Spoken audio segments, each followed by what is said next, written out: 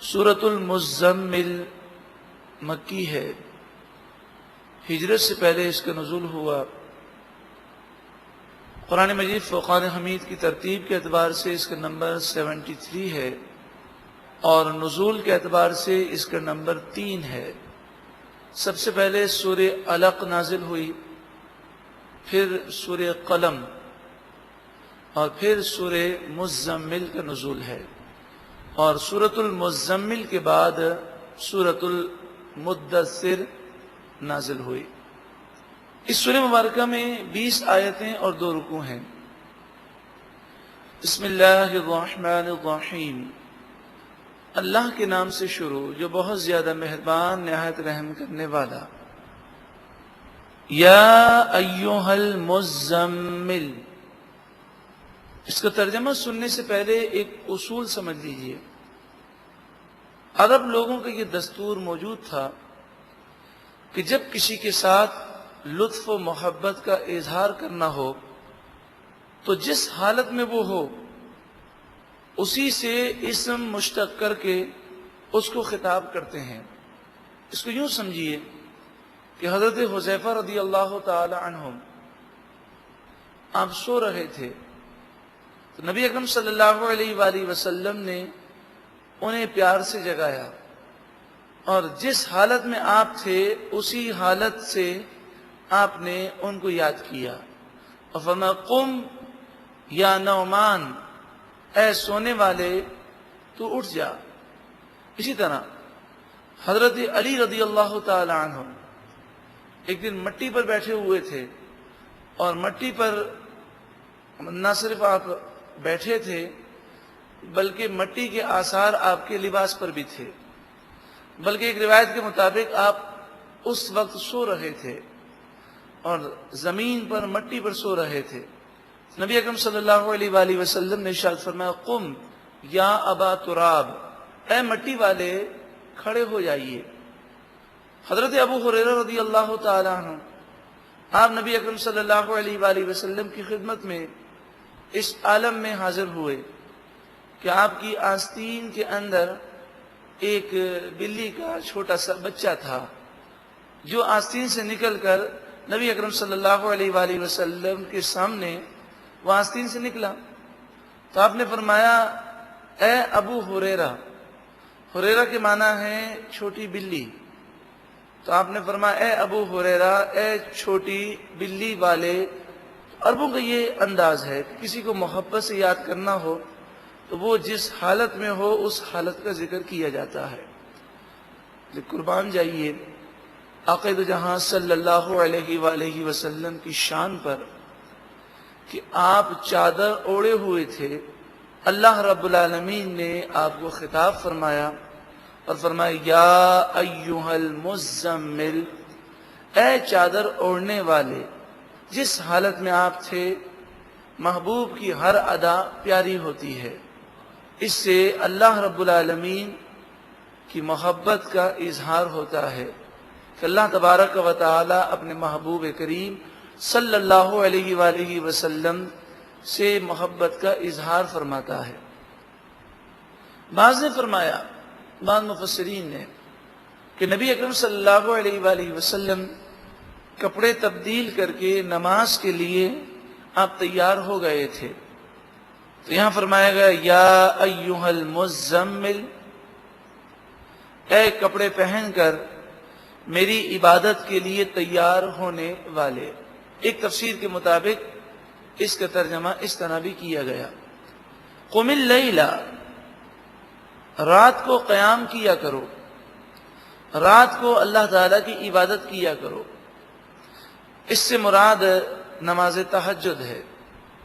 الا قلیلا، مگر مکمل رات کا قیام نہ کرو، اس سے کچھ کم کرو۔ نصفہ، آدھی رات کا قیام کرو، او انقص منہ قلیلا، یا آدھی رات سے بھی تھوڑا سا کم قیام کرو، او زد علیہ، یا آدھی رات سے کچھ زیادہ قیام کرو۔ ایک تفسیر کے مطابق نبی اکرم صلی اللہ علیہ وآلہ وسلم پر ابتدا میں آدھی رات کا قیام فرض تھا، اور ایک تفسیری قول کے مطابق مسلمانوں پر بھی ابتدائے اسلام میں نماز تہجد فرض کی گئی، اور آدھی رات تک اللہ کی عبادت کرنا رات میں یہ فرض کیا گیا۔ لیکن ہوتا یہ تھا کہ جب آدھی رات کا ذکر کیا جاتا تو اس زمانے میں گھڑیاں نہ تھیں، اور پھر وہ جب صحابہ کرام عبادت میں مشغول ہوتے تو عبادت کی لذتوں میں اندازہ نہ ہوتا کہ وقت کتنا گزرا ہے۔ تو اکثر اوقات ایسا ہوتا کہ پوری رات اللہ کی عبادت میں گزر جاتی۔ تو فرمایا کہ آدھی رات کا قیام ہے تو فرض، لیکن اگر کچھ اس سے کم ہو جائے یا زیادہ ہو جائے تو کوئی حرج نہیں ہے۔ وَرَتِّلِ الْقُرْآنَ تَرْتِيلًا، اور قرآن پاک کو خوب ٹھہر ٹھہر کر پڑھو۔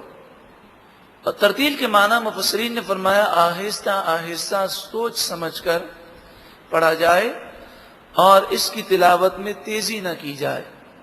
روح المعانی میں حضرت علی رضی اللہ تعالی عنہ نے اس آیت کریمہ کی تفسیر میں فرمایا، اس آیت کے معنی ہمارے نبی کریم صلی اللہ علیہ وآلہ وسلم نے ہمیں بتائے کہ جس طرح تم جلدی جلدی ردی کھجوریں بکھیرتے چلے جاتے ہو اور جلدی جلدی تم سر کے بال کاٹتے ہو، اس طرح قرآن پڑھنے میں جلدی نہ کرو، بلکہ جب کوئی نادر نکتہ آئے تو ٹھہر جاؤ، غور کرو، اور اتنا ٹھہرو، موقع دو دل کو کہ وہ قرآن کے اثرات کو قبول کرے۔ تمہیں اس سورت کو جلدی جلدی ختم کرنے کی فکر نہ ہو۔ حضرت علی رضی اللہ تعالی عنہ فرماتے ہیں یہ آیت کریمہ اور اس کی تفسیر نبی اکرم صلی اللہ علیہ وآلہ وسلم نے اس طرح فرمائی، اور ترتیل کے یہ معنی آپ نے بیان فرمائے۔ یہاں سے وہ لوگ عبرت حاصل کریں کہ جو اس بات پر غور نہیں کرتے کہ ہم نے قرآن پاک کی تلاوت صحیح کی یا نہیں کی، بلکہ انہیں اس بات کی فکر ہوتی ہے کہ 2 قرآن ختم ہو گئے، اچھا ہمارے 5 ہو گئے۔ رمضان المبارک میں تو ایک ریسنگ ہوتی ہے کہ ہم نے تو 10 قرآن ختم کر لیے، کوئی کہتا ہے 5 قرآن ختم کر لیے۔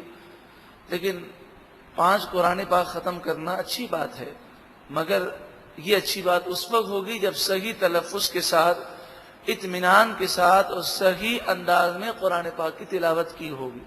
تو آہستہ آہستہ ٹھہر ٹھہر کر حضرت عبداللہ بن عباس رضی اللہ تعالی عنہما فرماتے ہیں کہ میں پورا قرآن جلدی جلدی پڑھ جاؤں، اور ایک مختصر سی چھوٹی سی سورت سوچ سمجھ کر آہستہ آہستہ پڑھوں تو پورا قرآن پڑھنے سے زیادہ افضل میرے نزدیک یہ ہے۔ اس کی جلدی نہ کی جائے کہ ہمارے 10 قرآن ختم ہوئے کہ 5 ہوئے، بس کوشش کی جائے کہ ہم قرآن پاک صحیح انداز میں پڑھنے میں کامیاب ہوں۔ پھر بھی جب ختم قرآن ہو تو یہی دعا مانگی جائے کہ پروردگار ہم قرآن پاک پڑھنے کا حق ادا نہ کر سکے تو ہماری کوتاہیوں کو معاف فرما۔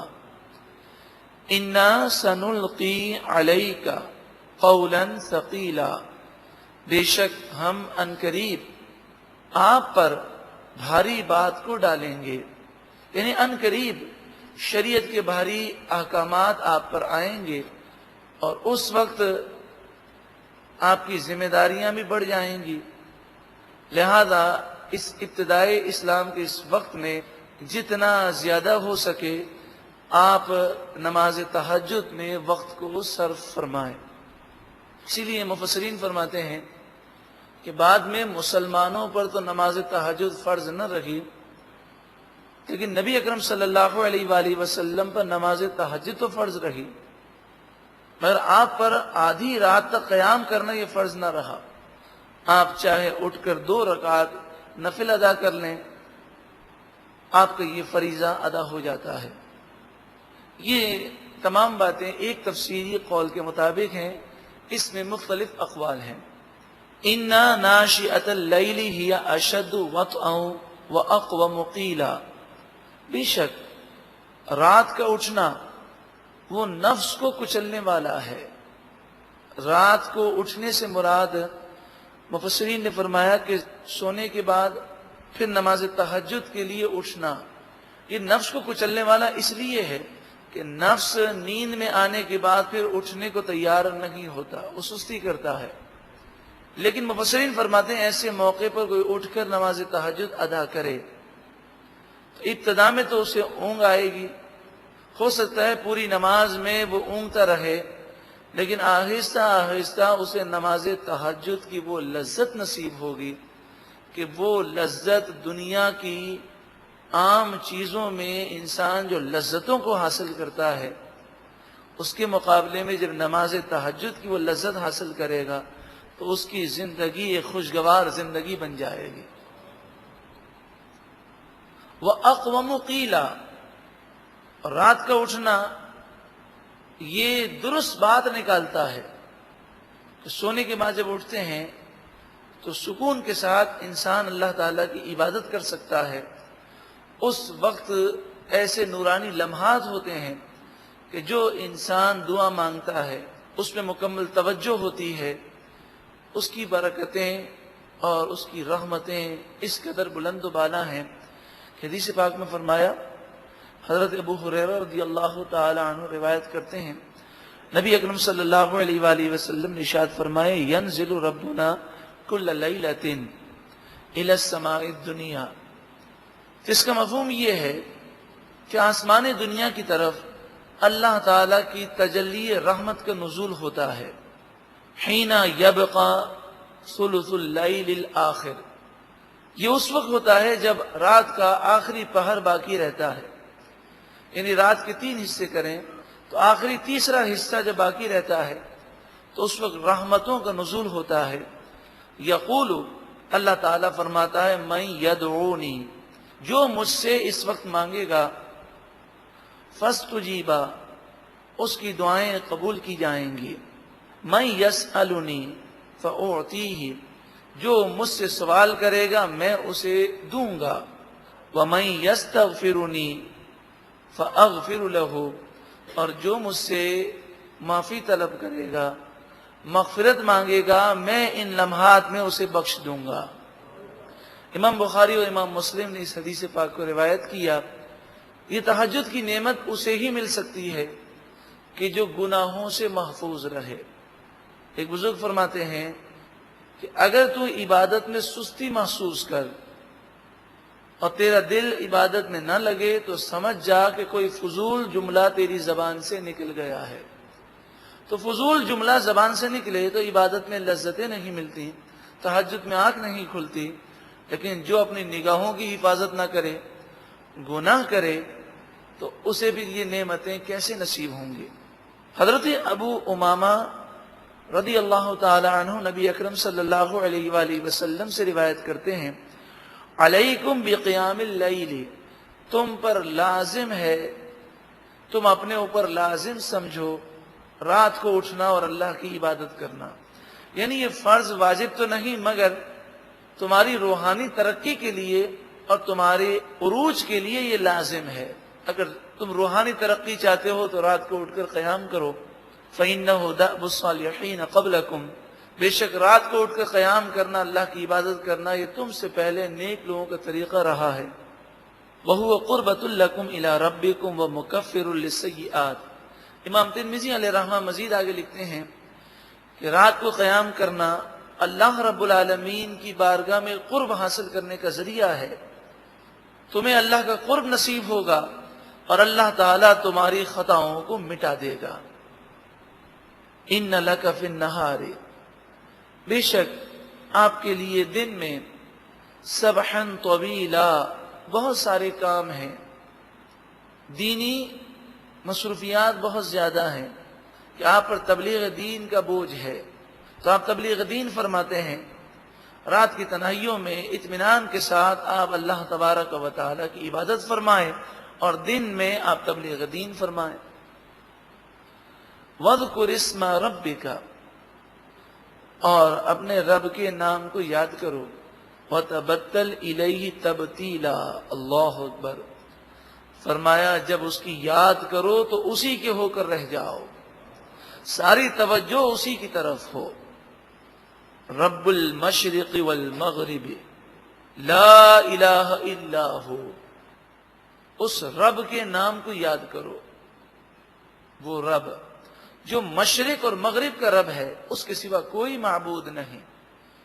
سوال یہ ہے کہ اتنے مسائل ہیں، اتنی پریشانیاں ہیں، تو اللہ کی یاد میں ہم ایسے مگن ہو جائیں کہ ساری توجہ اس طرف لگ جائے، یہ کیسے ہو؟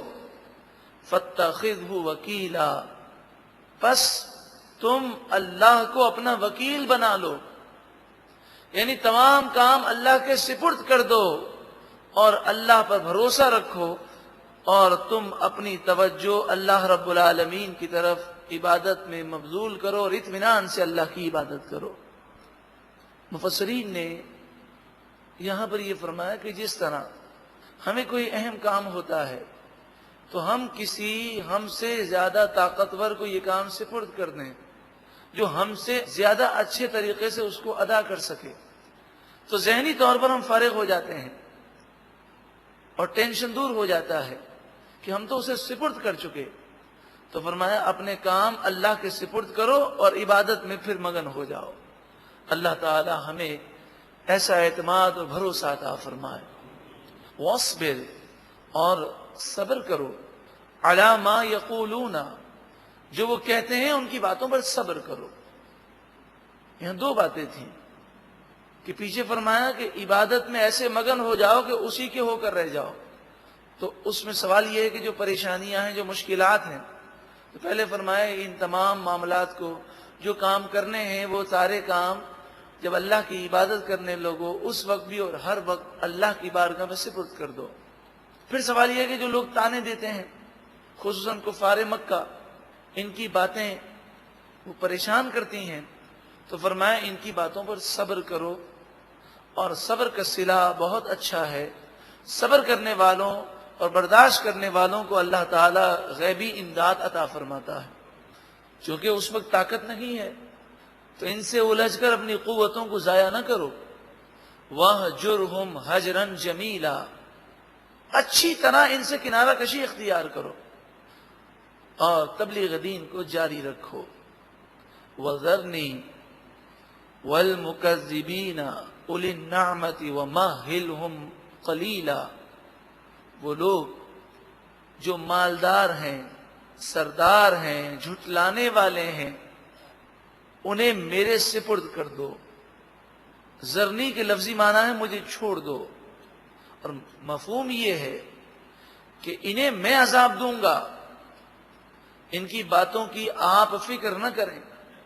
وَمَهِّلْهُمْ قَلِيلًا، اور انہیں تھوڑی مہلت دے دو، دنیا کے مزے اڑانے دو، آخر کار فتح صرف و صرف حق کی ہے۔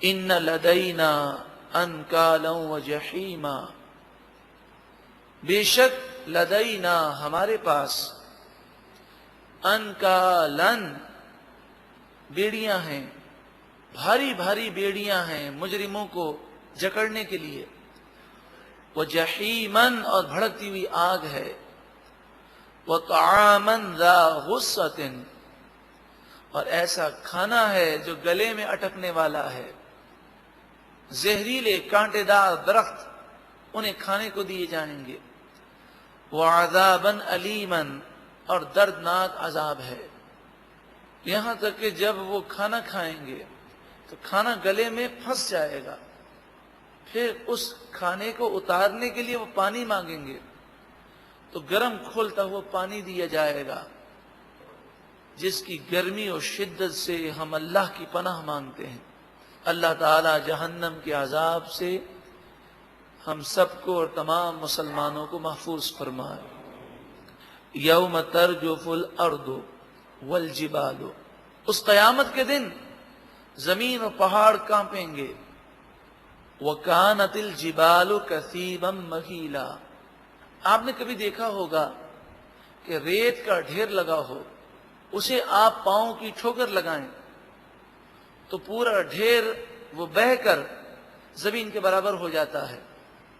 تو فرمایا قیامت کی ہولناکیاں ایسی ہوں گی کہ بڑے بڑے پہاڑ وہ ریت کے ڈھیر بن جائیں گے، اور پھر وہ ریت بہنا شروع ہو جائے گی جیسے پانی بہ رہا ہے، اور پھر یہ پہاڑ ریزہ ریزہ ہونے کے بعد ان کے ذرات ہواؤں میں اس طرح اڑ رہے ہوں گے جیسے باریک غبار کے ذرات جو دھوپ میں روشنی میں نظر آتے ہیں، جن کا نہ سایہ ہوتا ہے نہ انہیں چھویا جا سکتا ہے، تو دھوپ میں نظر آنے والے باریک ذرات کی طرح پہاڑ ریزہ ریزہ ہو جائیں گے۔ وَكَانَتِ الْجِبَالُ كَثِيبًا مَهِيلًا، اور پہاڑ ریت کے بہتے ٹیلے کی طرح ہو جائیں گے۔ إِنَّا أَرْسَلْنَا إِلَيْكُمْ رَسُولًا، بے شک ہم نے تمہاری طرف رسول کو بھیجا۔ شاہدن علیکم، یہ رسول تم پر گواہ ہیں، تمہارے اعمال پر وہ کل بروز قیامت گواہی دیں گے۔ کما ارسلنا الی فرعون رسولا، جیسا کہ ہم نے فرعون کی طرف رسول کو بھیجا، حضرت موسیٰ علیہ السلام۔ فعصا فرعون الرسول، پس فرعون نے رسول کی نافرمانی کی۔ فأخذناه أخذا وبیلا، پس ہم نے اسے سخت پکڑ کے ساتھ پکڑ لیا، فرعون ہمارے عذاب سے نہ بچ سکا۔ فَكَيْفَ تَتَّقُونَ، پس کیسے تم بچو گے اللہ کے عذاب سے؟ اے لوگوں تم کیسے بچ سکو گے؟ ان کفرتم، اگر تم نے کفر کیا یا گناہوں کی وجہ سے ایمان برباد ہو گیا اور کفر پر خاتمہ ہوا، تو سوچو اللہ کے عذاب سے کیسے بچو گے۔ یومن، وہ دن، یجعل الولدان شیبا، وہ دن کہ بچے بوڑھے ہو جائیں گے، اس قدر ہیبت ناک دن ہوگا، ہولناک دن ہوگا۔ بخاری شریف سورۃ الحج کی تفسیر میں یہ حدیث پاک ہے کہ نبی اکرم صلی اللہ علیہ وآلہ وسلم نے فرمایا کہ اللہ تبارک و تعالی حضرت آدم علیہ السلام سے فرمائے گا کہ جنتی اور جہنمی الگ الگ کریں، تو وہ کہیں گے مالک و مولا کتنے میں سے کتنے لوگوں کو جنت میں ڈالوں اور کتنے کو جہنم میں ڈالوں؟ فرمایا 1000 میں سے 999 جہنم میں اور 1 جنت میں۔ اس سے آپ اندازہ کیجئے کہ آج جو ہم یہ کہتے ہیں کہ فلاں بھی تو گناہ کر رہا ہے، فلاں بھی تو یہ کر رہا ہے، تو سوچیں جہنم میں لوگ اس کثرت سے جائیں گے۔ فرمایا 1000 میں سے 999 جہنم میں جائیں گے، 1 جنت میں جائے گا۔ تو آج بھی نمازی کو آپ دیکھ لیجئے کہ جو نمازی ہو، پرہیزگار ہو، گناہوں سے بچنے والا ہو، نگاہوں کی حفاظت کرنے والا ہو، وہ ہزاروں میں کوئی ایک ملتا ہے۔ تو لوگوں کو نہ دیکھیں لوگ کیا کرتے ہیں، اگر جنت چاہیے، اللہ کو راضی کرنا ہے، تو وہ کام ہمیں کرنے چاہیے جس سے اللہ راضی ہو جائے۔ تو اس موقع پر جب یہ اعلان ہوگا تو خوف کے مارے ایسی دہشت کا عالم ہوگا کہ اگر بچے ہوتے تو بوڑھے ہو جاتے۔ السماء منفطر به، آسمان اس دہشت سے پھٹ جائے گا۔ کان وعدہ مفعولا، یہ وعدہ پورا ہو کر رہے گا۔ ان ہذہ تذکرہ، بے شک یہ نصیحت ہے۔ فمن شاء اتخذ الی ربہ سبیلا، اللہ اکبر، نصیحتیں کی گئی ہیں قیامت اور جہنم کی ہولناکیوں کو اشارتاً اور ایسے انداز میں بیان کیا گیا جو دل کو ہلا دینے والا ہے۔ اور اس رکوع کے آخر میں کیا فرمایا جا رہا ہے کہ یہ تو نصیحت ہے، اب جو نصیحت پر چلنا چاہے اس کی مرضی ہے، اور جو جہنم کی طرف جانا چاہے یہ اس کا انتخاب ہے۔ فمن شاء اتخذ الی ربہ سبیلا، پس جو چاہے اپنے رب کی طرف راستہ اختیار کر لے، جو چاہے اپنے رب کو راضی کرنے والے کام کرے۔ یہ تو ہمارے اپنے اوپر ہے.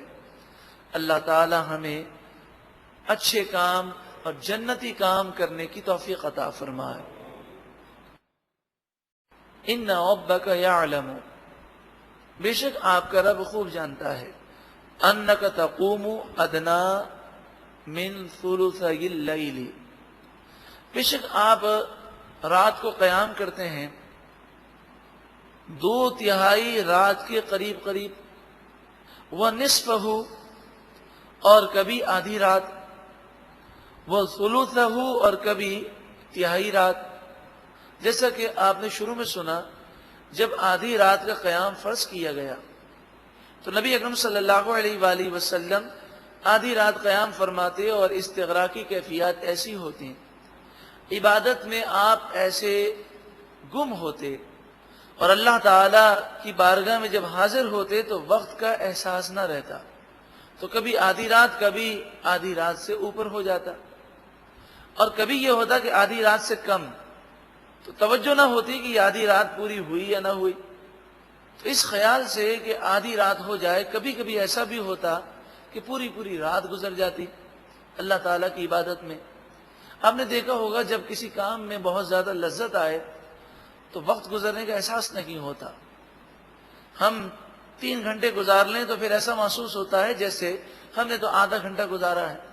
تو یہ لذت کی بات ہے کہ وقت گزرنے کا احساس نہیں ہوتا. وَطَائِفَةٌ مِّنَ الَّذِينَ مَعَكَ، اور آپ کے ساتھ مومنوں کا ایک گروہ بھی ہوتا ہے.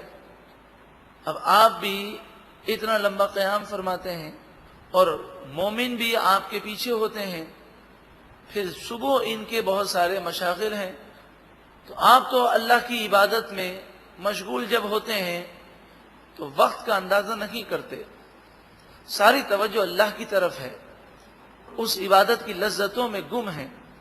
واللہ یقدر اللیل والنہار، اور اللہ تعالی رات اور دن کا حساب رکھتا ہے، وہ جانتا ہے کہ آپ نے کتنا عرصہ قیام کیا.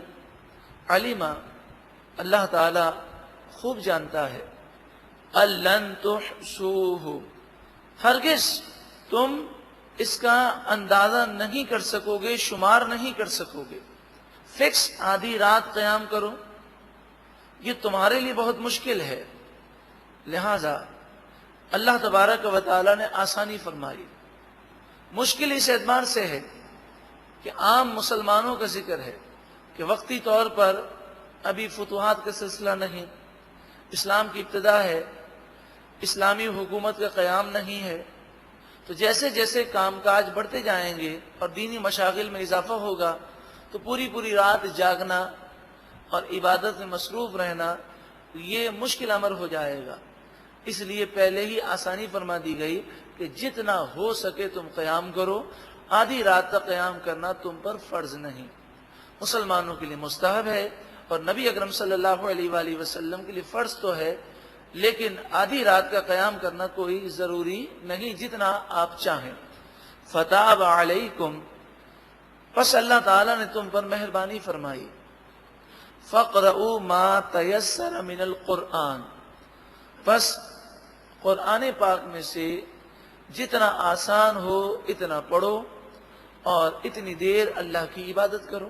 علما، اللہ تعالیٰ خوب جانتا ہے، ان سیکون منکم مرضی، ان قریب تم میں سے کچھ بیمار ہوں گے، وآخرون یضربون فی الارض، اور کچھ ایسے ہوں گے کہ جو زمین میں سفر کریں گے، یبتغون من فضل اللہ، وہ اللہ کے فضل کو تلاش کریں گے، یعنی روزی تلاش کریں گے. وآخرون، اور کچھ ایسے ہوں گے یقاتلون فی سبیل اللہ، وہ اللہ کے راستے میں جہاد کریں گے. لہذا تمہارے لیے آسانی ہو گئی، رات کو تہجد پڑھنا مستحب ہے، جتنا ہو سکے جب ہو سکے اسے ادا کرو. فَقْرَؤُوا مَا تَيَسَّرَ مِنْهُ، تو قرآن پاک میں سے جتنا تمہیں آسان لگے، جتنی تم میں طاقت ہو اتنا قرآن پاک پڑھو. مفسرین یہاں بیان کرتے ہیں کہ بیماری کا ذکر ہے، آخر میں جہاد کا ذکر ہے، اور بیچ میں روزی کی تلاش میں سفر کا ذکر ہے۔ اس سے یہ معلوم ہوتا ہے کہ رزق حلال کمانا یہ بھی عبادت ہے، کہ جہاد کا ذکر ہے اس سے پہلے رزق حلال کا ذکر ہے۔ اسلام جب یہ فرماتا ہے کہ دنیا سے بے رغبتی کرو، اس کا ہرگز یہ مطلب نہیں کہ رزق حلال نہ کمایا جائے، بلکہ حرام اور گناہ سے بچنا مقصود ہے۔ حضرت علامہ قرطبی علیہ رحمہ فرماتے ہیں سوّ اللہ تعالی فی ہذہ الآیہ بین درجۃ المجاہدین والمکتسبین۔ اب فرماتے ہیں اللہ رب العالمین نے مجاہدین کو اور رزق حلال کمانے والوں کو اس آیت کریمہ میں برابر ذکر فرمایا۔ المال الحلال، وہ رزق حلال کمانے والے جو مال کماتے ہیں حلال، للنفقۃ علی نفسہ وعیالہ والاحسان والافضال، کہ جو اپنی جان پر، اپنے بچوں پر خرچ کرنے کے لیے اور صدقہ و خیرات کرنے کے لیے، احسان اور فضل کرنے کے لیے مال کماتے ہیں۔ وَكَانَ هَذَا دَلِيلًا، اور فرماتے ہیں یہ بات اس بات پر دلیل ہے، عَلَىٰ أَنَّ كَسْبَ الْمَالِ بِمَنزِلَةِ الْجِهَادِ، کہ رزق حلال کمانا یہ جہاد کی طرح عبادت ہے۔ حضرت ابراہیم بن علقمہ آپ سے مروی ہے، رسول اللہ صلی اللہ علیہ وآلہ وسلم نے ارشاد فرمایا ما من جالب یجلب طعاما من بلد الى بلد، جو کوئی اناج کو ایک شہر سے دوسرے شہر لے جائے، فیبیعہ بسعر یومہ، اور اناج کو وہاں لے جا کر اسی دن کے بھاؤ کے مطابق وہ بیچ دے، یعنی وہ بزنس کرے، الا کانت منزلتہ عند اللہ منزلۃ الشہداء، فرمایا اللہ کے نزدیک اس کا مقام شہیدوں کے مقام کی طرح ہے۔ ثم قرأ رسول اللہ صلی اللہ علیہ وسلم وآخرون یضربون فی الارض یبتغون من فضل اللہ، اسی آیت کریمہ کو نبی اکرم صلی اللہ علیہ وآلہ وسلم نے تلاوت فرمایا۔ لیکن یہ فضیلت اسے ہے کہ جو حرام سے اور ناجائز ذرائع سے بچے، فرمایا اسی دن کے بھاؤ کے مطابق بیچ دے، وہ ذخیرہ اندوزی نہ کرے۔ علامہ قرطبی علیہ رحمہ لکھتے ہیں کہ ایک تاجر تھا، اس نے اپنا گندم سے بھرا ہوا بحری جہاز بصرہ کی طرف روانہ کیا، اور بصرہ میں اپنے وکیل کو، جسے ہماری اصطلاح میں ایجنٹ کہتے ہیں، اس کے نام انہوں نے خط لکھا اور کہا کہ جیسے ہی یہ تمہارے پاس غلہ پہنچے، جو بھی اس دن دام ہو اس دن کے دام کے مطابق اس غلے کو فوراً بیچ دینا، ذخیرہ اندوزی نہ کرنا۔ جب وہ جہاز وہاں پہ پہنچا، ان کے وکیل کو، ایجنٹ کو، وہاں کے تاجروں نے کہا کہ اب گندم کے دام بڑھنے والے ہیں، ایک ہفتہ رک جاؤ تو کئی گنا تمہیں زیادہ نفع ملے گا۔ تو اس نے ایک ہفتے تک اس جہاز کو نہ بیچا، اور ایک ہفتے کے بعد وہ گندم کا پورا جہاز اس نے بیچ دیا، اور پھر اس ایجنٹ نے خط لکھا اور کہا کہ اتنا کئی گنا نفع ہوا ہے، میں نے ایک ہفتے کے بعد یہ بیچا ہے، اور یہ سمجھا کہ ایک ہفتے تک اسٹور کرنا یہ ذخیرہ اندوزی نہیں ہے، کیونکہ کسی گودام میں اسٹور تو نہیں کیا تھا، اسی ساحل سمندر پر جہاز پڑا رہا، اور ایک ہفتے کے بعد انہوں نے اس کا سودا کر لیا۔ تو انہوں نے خط لکھا اس نیک تاجر نے، یا ھذا، اے فلاں، انا کنا قنعنا بربح یسیر مع سلامت دیننا، اے فلاں اگر دین سلامت رہ جائے تو تھوڑا نفع بھی کافی ہے، دین سلامت رہنا چاہیے، اللہ ناراض نہ ہو۔ وقد جنیت علینا جنایتا، تو نے ہم پر ایک گناہ چڑھا دیا ہے، 7 دن ذخیرہ اندوزی کی ہے تو نے۔ فَإِذَا أَتَاكَ کتابی ھذا، جب یہ میرا خط تجھے ملے، فَخُذِ الْمَالَ، سارا مال لے، وَتَصَدَّقْ بِهِ عَلَى فُقَرَاء، اور سارا مال غریبوں میں تقسیم کر دے، عَلَى فُقَرَاءِ الْبَصْرَةِ، بصرہ کے فقراء میں یہ سارا مال تقسیم کر دے۔ اور پھر کیا کہا؟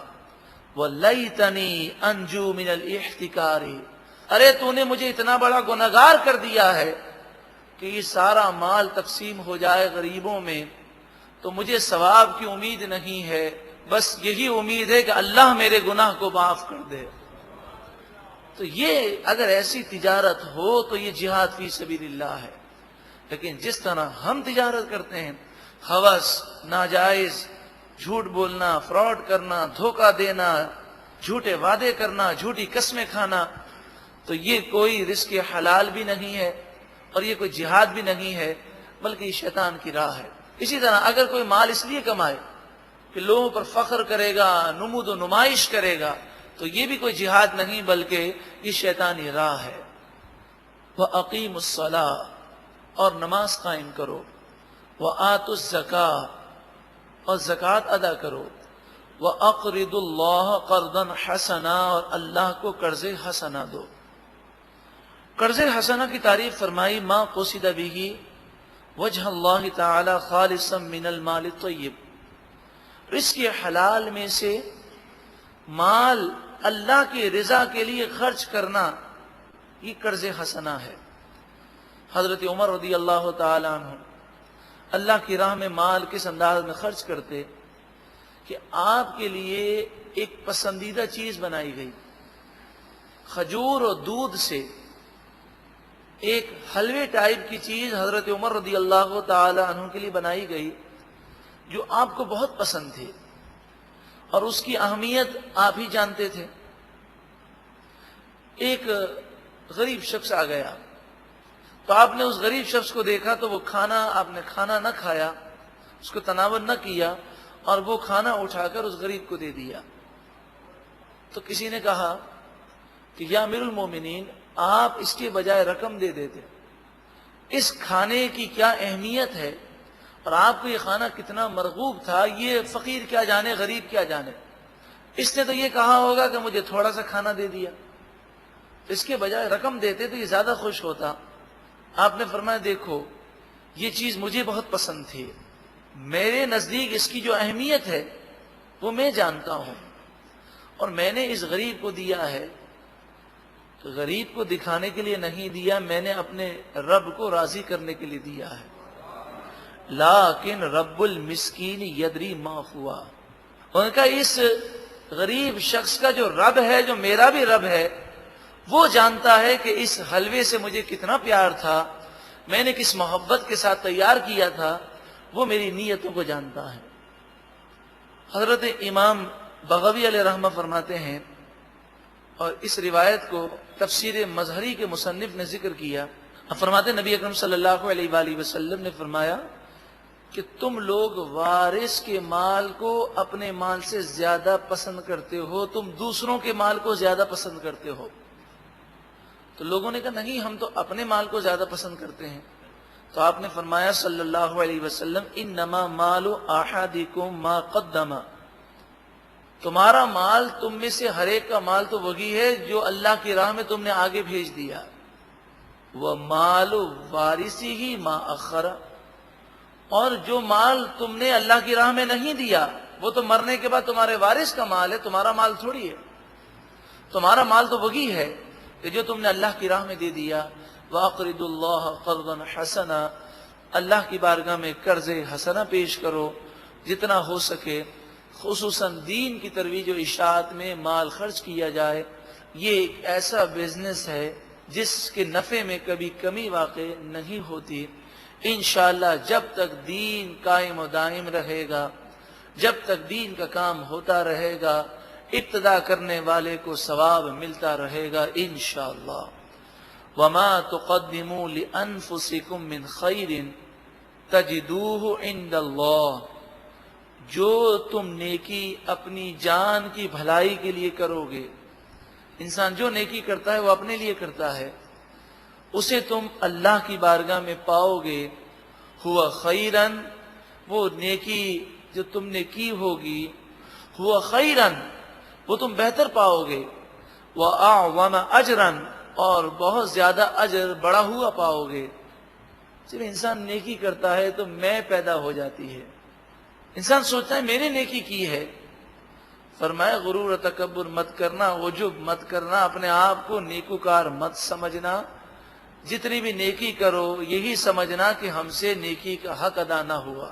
واستغفر اللہ، اور تم اللہ تعالی سے معافی مانگو، استغفار کرو، اور یہ کہو، مفسرین نے فرمایا یہ کہو کہ پروردگار ہم تیری عبادت کا حق ادا نہ کر سکے۔ فرشتے جب سے پیدا ہیں قیامت تک عبادت کریں گے۔ بعض ایسے فرشتے ہیں کہ وہ جب سے پیدا ہیں سجدے میں ہیں، کل بروز قیامت سجدے سے سر اٹھائیں گے اور کہیں گے پروردگار تیری عبادت کا حق ادا نہ کر سکے۔ ان اللہ غفور رحیم، بے شک اللہ تعالی بخشنے والا مہربان ہے۔